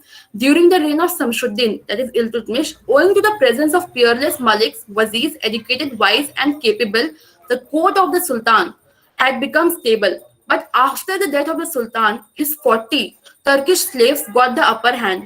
So owing to the supremacy of the Turkish slave officers, all these men of noble birth were destroyed under various pretexts during the reigns of the successor of Shamsuddin. मतलब यहाँ पे ये एक लाइन है ना जियाउद्दीन बर्नी की, इससे एकदम क्लियर हो जाता है कि जो तुर्कानी चहलगानी है उसका कितना ज्यादा इंपॉर्टेंस अभी बढ़ चुका है, and how much they have become powerful. And इसीलिए इस रीजन की वजह से जो बलबन होता है वो बाद में तुर्कानी चहलगानी को डिस्ट्रॉय कर देता है, even though he was a part of that Turkani Chahalgani. तो बलबन जो होता है, he was an iron-willed ruler, and he becomes instrumental in deposing Masood and raising Nasruddin Muhammad to the throne. मतलब जो पूरा रजिया के बाद जितना भी पॉलिटिक्स होता है ना, वो बलबन के हाथ में पूरा रहता है. And he was given a title of Ulugh Khan. Okay. And de facto ruler क्या होता है? ठीक है, ये बलबन का काफी बड़ा इंपॉर्टेंट चीज है जो हम नसरुद्दीन मोहम्मद के टाइम में देखते हैं. ठीक है, बलबन अपॉइंटेड इज क्लोज. जब नसरुद्दीन मोहम्मद के टाइम में जब उसे उलुग खान का जब टाइटल मिलता है ना, सो लाइक वो क्या करता है, जो इम्पोर्टेंट पोस्ट जो होते हैं वहां पे अपने नसरुद्दीन मोहम्मद के नहीं बल्कि अपने क्लोज रिलेटिव्स एंड पार्टिजन्स को वहां पे उन्हें पोस्ट दे देता है. एंड इसीलिए यहाँ पे उसे डी फैक्टो पावर मिल जाता है. कहीं ना कहीं हम नसरुद्दीन मोहम्मद को भी जिम्मेदार ठहरा सकते हैं कि like he was responsible for allowing Balban unrestricted authority. Minhajul Siraj भी यही बोलते हैं दैट नसरुद्दीन मोहम्मद जो था वो अपनी दुनिया में गुम रहता था, and that's why Balban became the de facto ruler. तो इसके लिए ना एंटी बलबन फैक्शन जो रहते हैं वो क्या करते हैं कि like they persuade the sultan to exile him to Dipalpur and Bathinda. ठीक है, एंड इंडियन मुस्लिम एक जो रहता है उसे प्राइम मिनिस्टर बना देते हैं. पर जो टर्किश नोबल्स रहते हैं बाकी, they couldn't accept an Indian Muslim, so वो बलबन के साथ खड़े हो जाते हैं. एंड सेंसिंग दिस, मतलब एक कूप डिटैच हो सकते हैं, यहाँ पे एक कूप हो सकता है, ये सेंस करते हुए नसरुद्दीन जो होता है वो तुरंत ही साइड शिफ्ट कर देता है और वापस से बलबन को रीइंस्टेट कर देता है. ये restatement and recall of Balban, ये इसे एक एब्सोल्यूट अथॉरिटी दे देता है. मतलब पूरा जो डी फैक्टो पावर होता है ना, ये इसके पास यहाँ पे इस टाइम में पूरा आ जाता है इस मेन इंसिडेंट की वजह से. सो इसके बाद जब उसे डी फैक्टो पावर मिल गया, ही यहाँ से वो पूरा सप्रेशन करना स्टार्ट कर देता है. कॉन्सोलिडेशन मतलब जो है ना, बलबन की कॉन्सोलिडेशन, वो उसके लाइक सुल्तान बनने से पहले ही वो मतलब नसरुद्दीन मोहम्मद के टाइम से ही वो कॉन्सोलिडेशन कर रहा है अपने लिए. तो there is suppression of rebellions and the scheming of Muslim rivals and revolts of Hindus, ये सबको वो सप्रेस करता है एंड कंसोलिडेशन करता है अपना. मंगोल इन्वेजन भी होता है एक सिंध पे, तो उसे भी वो लाइक सप्रेस कर देता है. एंड यही सब करते करते ना वो अपना एक रास्ता क्लियर करता है so that he can become the next Sultan. And एक क्वेश्चन हमारे दिमाग में हमेशा आता है कि why consolidation.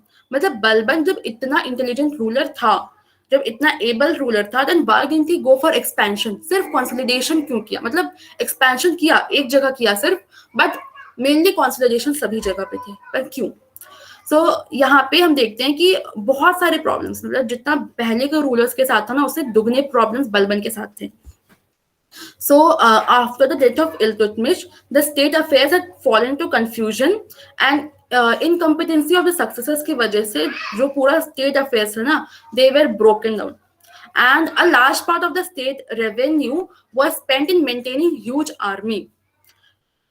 Recurrence of revolts, जितने भी रिवोल्ट्स थे वो सारे मतलब बार बार होते जा रहे थे, एंड इसकी वजह से ना एक हेवी एक्सपेंडिचर और ट्रेजरी पे काफी ज्यादा लाइक लोड पड़ रहा था. Defines of governors of distant provinces, जो जितने भी दूर दूर के प्रोविंसेस थे ना, जैसे कि मतलब मेवात हो गया, कटिहार, ये सब के जो प्रोविंसेस थे, यहाँ के गवर्नर्स ने अब रिवोल्ट करना स्टार्ट कर दिया था. ग्रुप ऑफ 40 का पावर काफी ज्यादा बढ़ गया था. ठीक है, हिंदू चीफ जो थे वो भी रिवोल्ट करने लग गए थे. And Doab and surrounding reason ये रॉबर्स एंड डकॉइज के साथ इन्फेस्ट हो गए थे. ठीक है, इतना हो गया था कि मतलब ब्रॉड डे लाइट में भी प्लंडरिंग हो रहा था सिटी का. In Rajasthan and Central India, Rajputs were becoming bold. मतलब राजपूत का यहाँ पे और ज्यादा प्रॉब्लम बढ़ ही गया था एक्चुअली में. और ये सब इंटरनल प्रॉब्लम्स के अलावा मंगोल रेड्स भी जो थे वो भी काफी ज्यादा यहाँ पे होने लग गए थे बलबन के टाइम पे. सो बर्नी यहाँ पे ये पूरा जो प्रॉब्लम था ना, उसको एक मतलब कहते हुए बोलता है that the fear of the governing power, which is the basis of all good government and the source of the glory and splendor of the state, had departed from the hearts of all men and the country had fallen into a wretched condition. इतना problems हो गया था. That is why Balban chose consolidation rather than expansion. And main उसने consolidation कैसे start किया, अपना kingship theory के through, ठीक है। सबसे पहला इंपॉर्टेंट चीज जो थी वो बलबन की किंगशिप थ्योरी थी। तो उसमें किंगशिप थ्योरी में वो बताता, like you can see over here, I will not go in detail of this. So like kingship theory में उसने Niyamat Khudai and then vice regency of God, ये उसने सबसे पहला बताया। Then external dignity and prestige को काफी इंपॉर्टेंस देता था। किंगशिप को प्रॉफिटहुड के इक्वल मानता था वो। And then administration and justice उसके लिए प्राइमरी गोल थी, ठीक है। लेकिन एक्सेप्शन तब होते थे जब किंग के खिलाफ कोई बोलता था या रॉयल फैमिली के खिलाफ, ठीक है। पर्शियन कस्टम को लाइक एकदम कॉपी करता था। पर्शियन न्यू ईयर नौरोज को उसने इंट्रोड्यूस किया एंड अपने ग्रैंड चिल्ड्रन क्या खुशरन क्याकुबाद को उसने मतलब पर्शियन नेम दिया।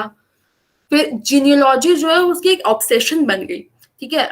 जितने भी ऑफिसर्स थे ना उसका वो लीनियज ट्रेस करता था। फिर अफरासियाब का डिसेंट खुद को मानता था and differentiated between the high born and low born people.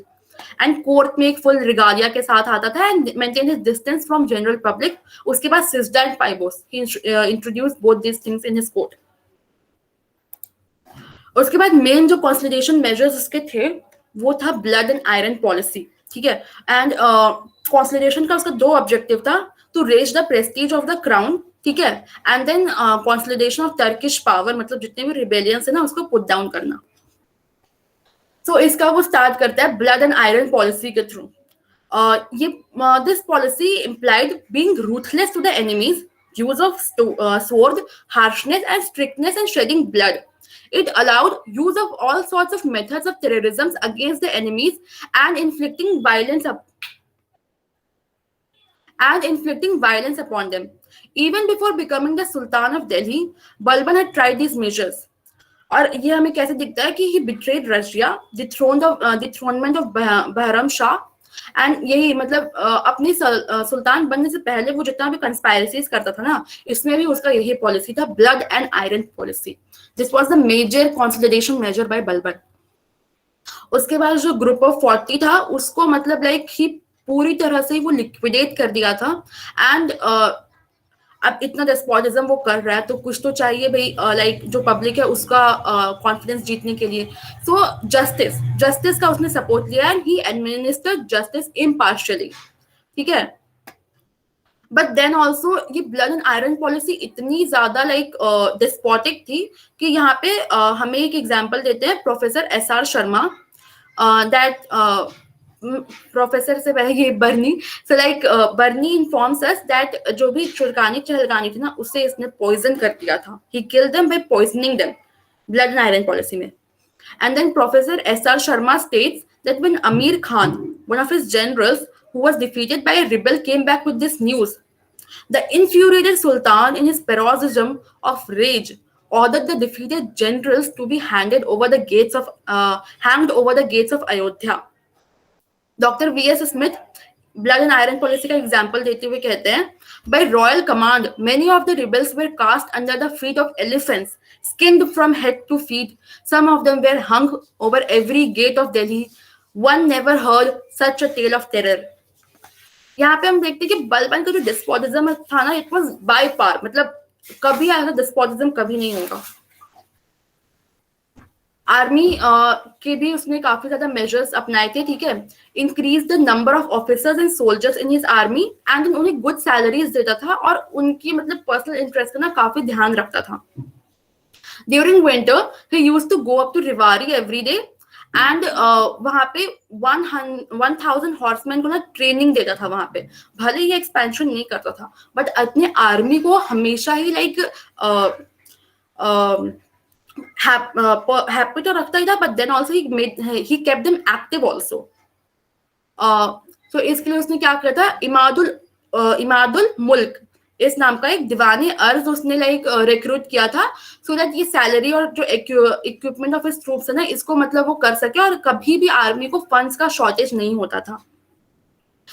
And he personally planned every military campaign, और उसे जिस दिन मिलिट्री कैंपेन हो उस दिन तक उसे सीक्रेट रखता था, ठीक है। And he kept his shoulders very active, और जब वो कैंपेन पे जाता भी था ना, देन ऑल्सो ही सेड कि मतलब जो वहां पे पुअर एंड वीक है उसको मतलब परेशान मत करो।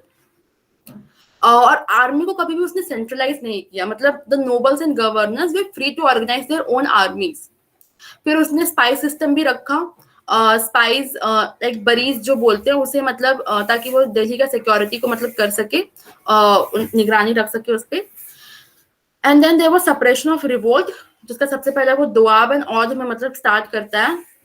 वहां पे इस रीजन को वो मिलिट्री कमांड्स में डिवाइड कर देता है और वहां पे काफी सारे चेक पोस्ट बनाता है, जंगल को क्लियर करता है, रिबेलियस पीपल जो है ना उन्हें परस्यू करके उन्हें मतलब मार देता है।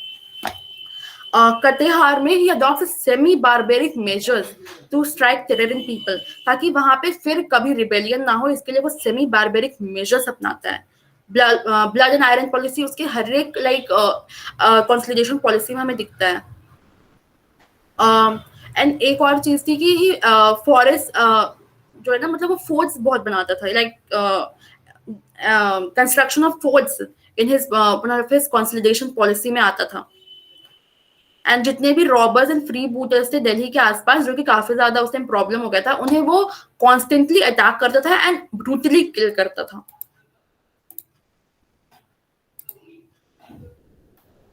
उसके बाद तुगरेल खान का जो रिवोल्ट होता है 1279 एडी में, उससे भी वो कैसे लाइक कैसे कर्व करता है वो यहाँ पर है कि तुगरेल खान जो होता है वो सुल्तान मुगीसुद्दीन का टाइटल ले लेता है, ठीक है, अपने आप को इंडिपेंडेंट कर देता है। And he was the first, ये फर्स्ट रिवोल्ट रहता है किसी स्लेव नोबल का। सो यहाँ पे बलबन क्या करता है कि immediately ordered Amin Khan governor of Awadh to attack Bengal. And Amin Khan यहाँ पे जाके like he defeats, Amin Khan जाता है अटैक करता है तुगरेल खान पे, बट ही वाज डिफीटेड। और इसके बाद फिर 2 और एक्सपेडिशंस बलबन करता है, बट वो भी मतलब कभी सक्सेसफुल नहीं हो पाती है। सो यहाँ पे ना Balban is like despotism and जो एम्बिशन जो बलबन का है ना, यहाँ पे दिखता है कि वो एकदम पीछे पड़ जाता है कि जब तक तुगरेल खान को मैं मारूंगा नहीं तब तक मैं शान से नहीं बैठूंगा। सो जितना भी अपना फोर्सेस और ट्रूप्स है ना उसको लेके वो जाता है बंगाल, ठीक है, और अपने संग बुगरा खान को मतलब लेके जाता है। तुगरेल खान फिर मतलब तुगरेल खान वहां से भाग जाता है लखनौती के लिए, एंड फिर बलबन वहां से जाता है लखनौती, उसे परस्यू करते करते लास्ट में वो ईस्ट बंगाल में जाके उसे मतलब फिर क्या बोलते हैं उसका वहां पे किल कर देता है।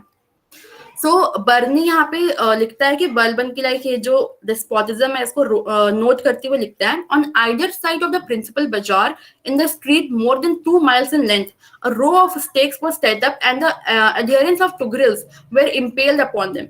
None of the beholders had ever seen a spectacle so terrible and many swooned with terror and disgust.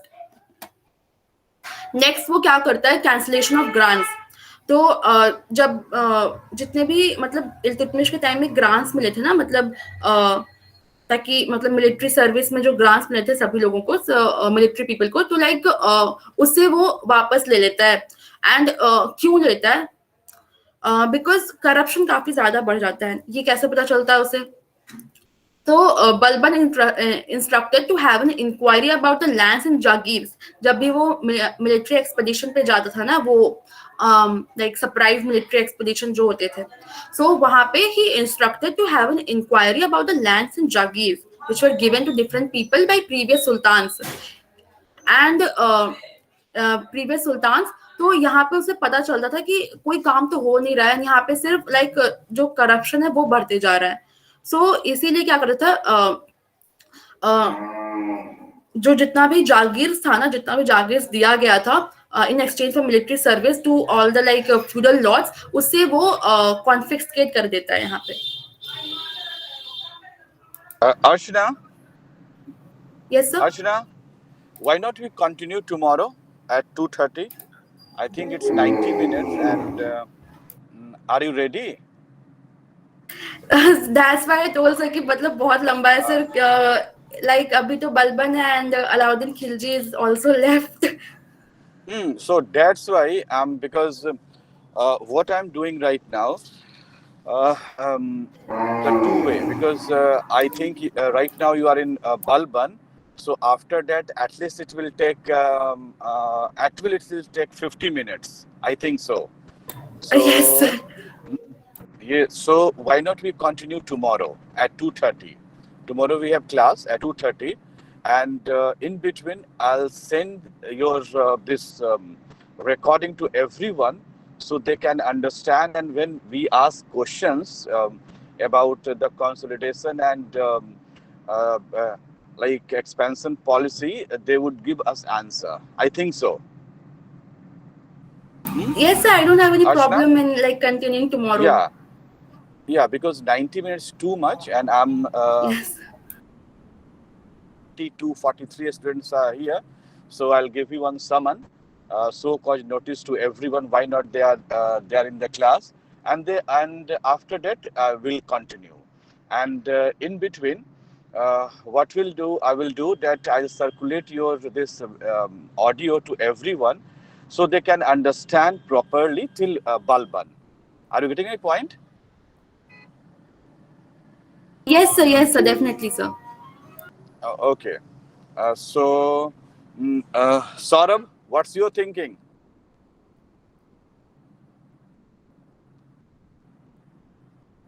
Saurabh, Rajiv, what's your thinking? Sir fine sir, good idea sir, क्योंकि अभी टाइम भी ज़्यादा लगेगा, भी लग रहा है कि इंटरेस्टिंग है सर, बट सुनते सुनते ना नहीं, अच्छा but लग it रहा है is कि very, और थोड़ा yes, it's very interesting. If you people are getting bored, so I don't think it is justifying for Archana. What a point. Okay. Yes sir, okay sir, that's fine sir, कि So, tomorrow भी continue कर लेंगे, थोड़ा बहुत और interest आएगा कि next क्या होने वाला है. yes, and before continuing tomorrow, I'll send you recording, and everyone, I mean to say everyone, go through this, and after that, I'll ask some questions also about Balban. Me and Archana also will inquire about the whole consolidation policy. So let me summarize all these things. Okay, Archana. Okay sir. So, Subi, are you comfortable with this, Subi? Yes, sir, definitely. Okay, so go and study all these things, and don't debar you people and tomorrow I will ask questions. So many questions about the whole consolidation policy, and this is not only the consolidation policy which just Archana reiterated. She took at least 90 minutes to reach out till Balban kingship theory and Balban consolidation policy. So the first remark, that was fantastic, and that was really well articulated and well crafted. I mean to say PPT. Got my point? Yes, sir. Thank you, sir.